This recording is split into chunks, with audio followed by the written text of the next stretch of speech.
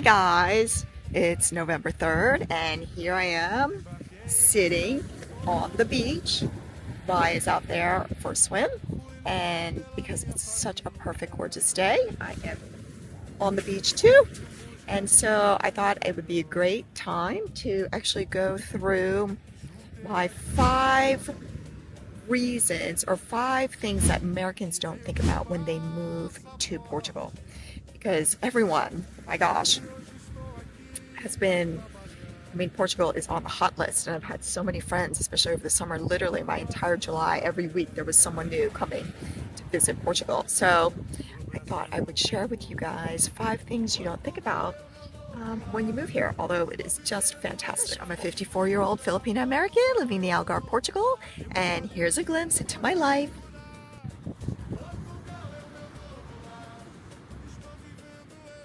So I wanted to talk about the 5 biggest things you need to think about before you move to Portugal permanently, because I know there's a lot of people, friends included, classmates, who have decided that, that they want to make Portugal their permanent home. But I did want to kind of give you a heads up for some things that, you may or may not be thinking about.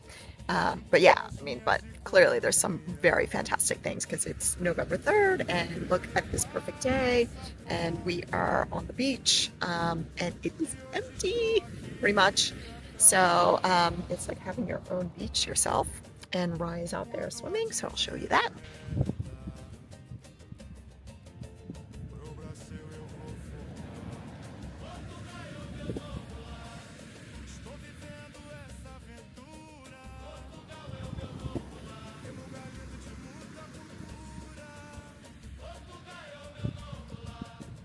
There's Rye in the water.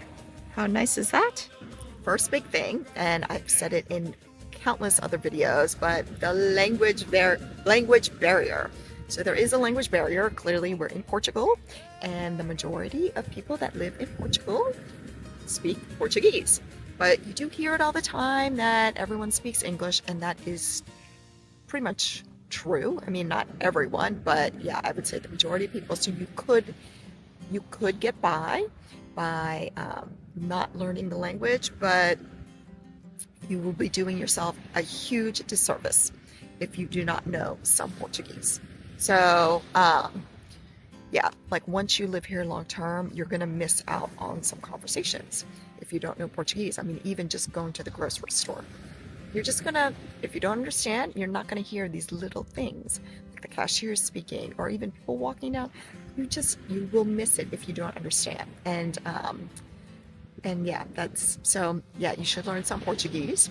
That's what I say. And ideally, if you become fluent, that's even better because you'll be even more entrenched and you can have really interesting conversations with people. So yeah, I'm not there. I'm only at A2, but yeah, learn some Portuguese. So that will help with the transition. Truly want to integrate, you'll want to learn some Portuguese and it's not just for communication, but to connect culturally. So yeah, anyway, tip number 1 for you. Hey, number 2, which is pretty obvious, but you will be far from family and friends. So that is a really hard thing for me, being very close to my family and also having very, very, very dear friends at home in the US.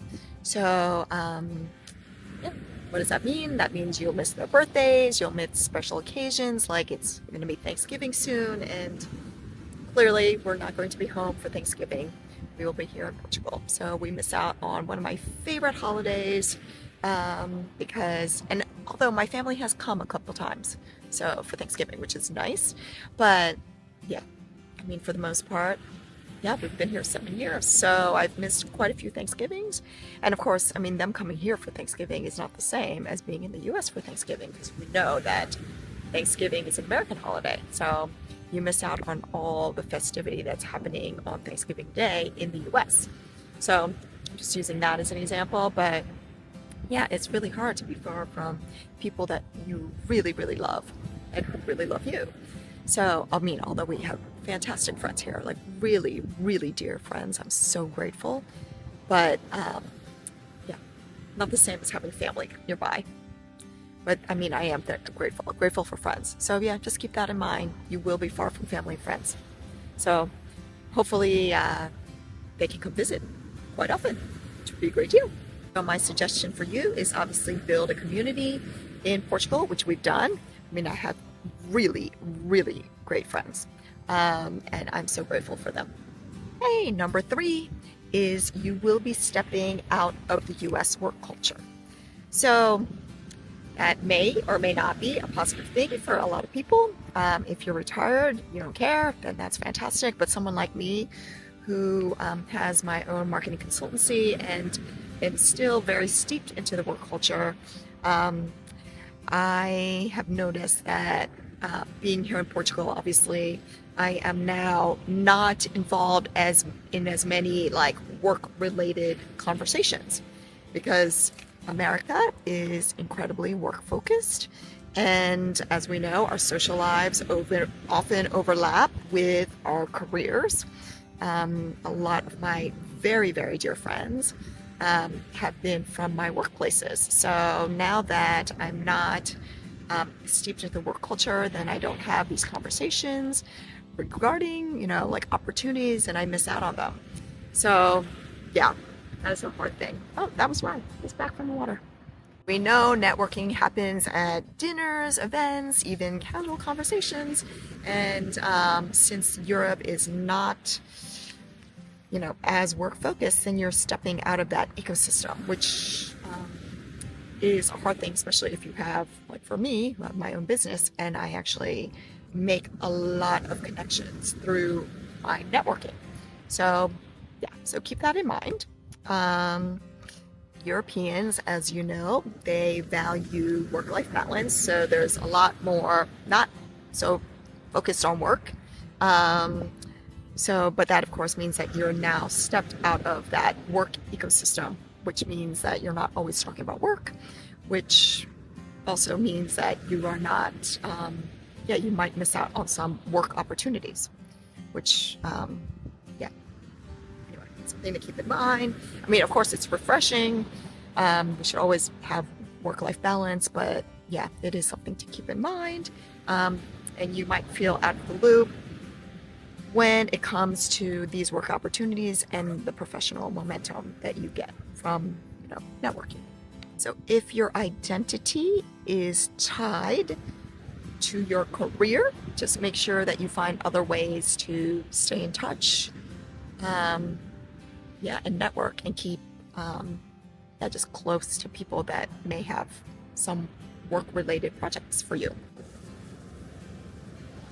Okay, number 4 is the cost of living. So everyone's fleeing to Portugal because they think it's so much cheaper in the US, but that is actually not true. Not really.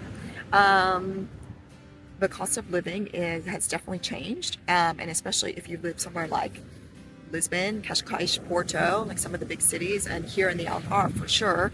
There are homes here that you can rent that are actually even more pricey than places to live in Laguna Beach, California, which is where we were originally from. So I just kind of want to forewarn you that, it's not so cheap anymore. Rents have gone up a lot. So yeah, just keep that in mind.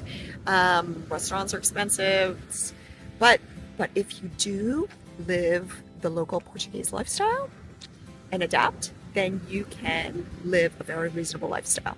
So, not eating at the fancy expat type restaurants, going to the local restaurants, shopping at the, local markets, then you'll find some deals. But yeah, otherwise it can get very, very pricey.